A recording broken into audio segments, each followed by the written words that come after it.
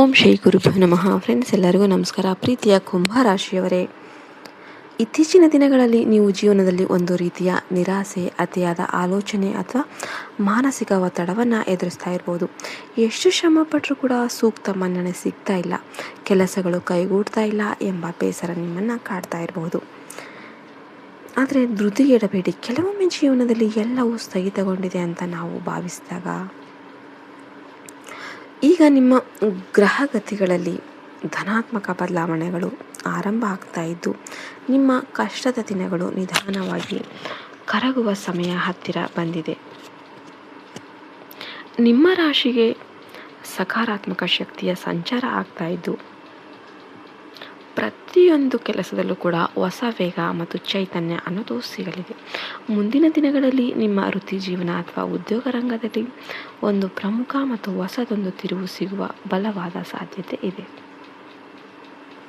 ನೀವು ಕೆಲಸ ಮಾಡುವ ಸ್ಥಳದಲ್ಲಿ ಮೇಲಾಧಿಕಾರಿಗಳಿಂದ ಮತ್ತು ಸಹೋದ್ಯೋಗಿಗಳಿಂದ ಉತ್ತಮ ಪ್ರಶಂಸೆ ಹಾಗೂ ಸಹಕಾರ ನಿಮಗೆ ದೊರೆಯುತ್ತೆ. ನಿಮ್ಮ ಕಠಿಣ ಪರಿಶ್ರಮ ಮತ್ತು ಪ್ರಾಮಾಣಿಕತೆಗೆ ತಕ್ಕ ಗೌರವ ಸಿಗೋದ್ರಿಂದ ನಿಮ್ಮ ಕೆಲಸದ ಮೇಲಿನ ಆಸಕ್ತಿ ಮತ್ತು ಉತ್ಸಾಹ ದುಪ್ಪಟ್ಟಾಗುತ್ತೆ. ಆದರೆ ಇಲ್ಲಿ ನೀವು ಒಂದು ಮುಖ್ಯವಾದ ವಿಷಯವನ್ನು ನೆನಪಲ್ಲಿಟ್ಕೊಳ್ಬೇಕು. ಈ ಸಮಯದಲ್ಲಿ ಯಾವುದೇ ಹೊಸ ಜವಾಬ್ದಾರಿಗಳು ಅಥವಾ ಹೆಚ್ಚುವರಿ ಕೆಲಸಗಳು ನಿಮ್ಮ ಹೆಗಲಿಗೆ ಬಂದರೆ ಅದನ್ನು ಹೊರೆ ಅಂತ ಭಾವಿಸೋದಕ್ಕೆ ಹೋಗಬೇಡಿ. ಬದಲಾಗಿ ಅದನ್ನು ನಿಮ್ಮ ಸಾಮರ್ಥ್ಯವನ್ನು ಸಾಬೀತುಪಡಿಸೋದಕ್ಕೆ ಸಿಕ್ಕ ದೊಡ್ಡ ಅವಕಾಶ ಅಂತ ಭಾವಿಸಿ ಸವಾಲಾಗಿ ಸ್ವೀಕರಿಸಿ. ಯಾಕೆಂದರೆ ಈ ಸವಾಲುಗಳೇ ನಿಮ್ಮ ಮುಂದಿನ ಉನ್ನತ ಬೆಳವಣಿಗೆಗೆ ಸವಾಲಾಗಿ ಬಡ್ತಿಗೆ ಕಾರಣ ಆಗುತ್ತೆ.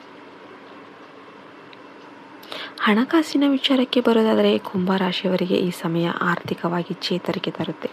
ಈ ಹಿಂದೆ ನೀವು ಎಲ್ಲೋ ಸಿಲುಕಿಕೊಂಡಿದ್ದ ಅಥವಾ ಬರಬೇಕಾಗಿದ್ದ ಬಾಕಿ ಹಣ ನಿಧಾನವಾಗಿ ನಿಮ್ಮ ಕೈ ಸೇರುವ ಸಾಧ್ಯತೆ ಇದೆ. ಬ್ಯಾಂಕ್ ವ್ಯವಹಾರಗಳಿಗೆ ಸಂಬಂಧಿಸಿದಂತೆ ಪ್ರಮುಖ ಕರೆಗಳು, ಕಾಲ್ಸ್ ಆ್ಯಂಡ್ ಸಂದೇಶಗಳು ಬರುವ ಸಾಧ್ಯತೆ ಇದ್ದು,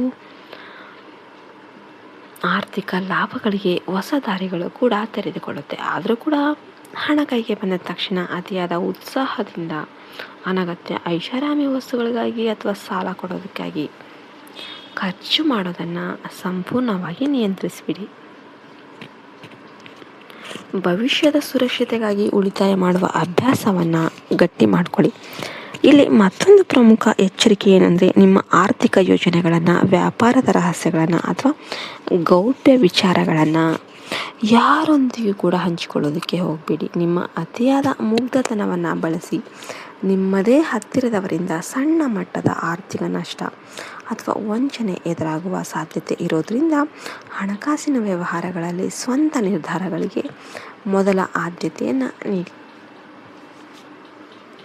ಇನ್ನು ಕುಟುಂಬದ ವಿಷಯದಲ್ಲಿ ನಿಮ್ಮ ಜವಾಬ್ದಾರಿಗಳು ಈ ಸಮಯದಲ್ಲಿ ಹೆಚ್ಚಾಗುತ್ತೆ. ಮನೆಯವರ ಅಗತ್ಯತೆಗಳನ್ನು ಪೂರೈಸೋದಕ್ಕೆ ನೀವು ಹೆಚ್ಚಿನ ಸಮಯ ನೀಡಬೇಕಾಗಬಹುದು. ಕುಟುಂಬದ ಸದಸ್ಯರೊಂದಿಗೆ ಮತ್ತು ಸಂಗಾತಿಯೊಂದಿಗೆ ಸಣ್ಣ ಪುಟ್ಟ ವಿಷಯಗಳಿಗೆ ಭಿನ್ನಾಭಿಪ್ರಾಯಗಳು ಅಥವಾ ವಾದ ವಿವಾದಗಳು ಮೂಡಿಬರಬಹುದು. ಆದರೆ ನೆನ್ಪಿಡಿ, ಕುಂಭರಾಶಿಯವರು ದೊಡ್ಡ ಶಕ್ತಿಯೇ ಅವರ ತಾಳ್ಮೆ ಆಗಿರುತ್ತೆ. ನಿಮ್ಮ ಮಾತಿನ ಮೇಲೆ ನಿಮಗೆ ಹಿಡಿತ ಇದ್ದರೆ ಮತ್ತು ಕೋಪವನ್ನು ನಿಯಂತ್ರಣದಲ್ಲಿ ಇಟ್ಕೊಂಡ್ರೆ ಯಾವುದೇ ದೊಡ್ಡ ಸಮಸ್ಯೆ ಕೂಡ ಸುಲಭವಾಗಿ ಬಗೆಹರಿಯುತ್ತೆ. ಎಲ್ಲರನ್ನ ಸಮಾಧಾನದಿಂದ ಮತ್ತು ಪ್ರೀತಿಯಿಂದ ನಿಭಾಯಿಸುವುದು ನಿಮ್ಮ ಮನೆಯ ನೆಮ್ಮದಿಯನ್ನು ಕಾಪಾಡುತ್ತೆ. ಸಂಗಾತಿಯ ಸಹಕಾರವು ನಿಮ್ಮ ಮಾನಸಿಕ ಸ್ಥಿತಿಯನ್ನು ಬಲಪಡಿಸೋದಕ್ಕೆ ಸಹಾಯ ಮಾಡುತ್ತೆ.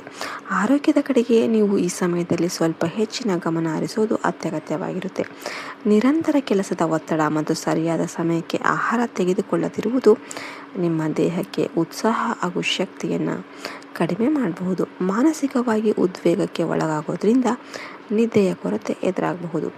ಆದ್ದರಿಂದ ಪ್ರತಿದಿನ ಬೆಳಿಗ್ಗೆ ಅಥವಾ ಸಂಜೆ ಸ್ವಲ್ಪ ಸಮಯವನ್ನು ನಿಮಗಾಗಿ ಮೀಸಲಿಟ್ಟು ಯೋಗ, ಪ್ರಾಣಾಯಾಮ ಅಥವಾ ಸಣ್ಣ ನಡಿಗೆಯನ್ನು ಅಭ್ಯಾಸ ಮಾಡಿಕೊಳ್ಳಿ. ಇದು ನಿಮ್ಮ ದೈಹಿಕ ರೋಗ ನಿರೋಧಕ ಶಕ್ತಿಯನ್ನು ಹೆಚ್ಚಿಸುತ್ತೆ, ಮಾನಸಿಕ ಪ್ರಶಾಂತತೆಯನ್ನು ನೀಡುತ್ತೆ. ಈ ವಿಡಿಯೋ ಇಷ್ಟ ಆದರೆ ವಿಡಿಯೋಗೆ ಒಂದು ಲೈಕ್ ಮಾಡಿ, ಜೈ ಶ್ರೀರಾಮ್ ಅಂತ ಕಮೆಂಟ್ ಮಾಡೋದನ್ನು ಮರಿಬೇಡಿ.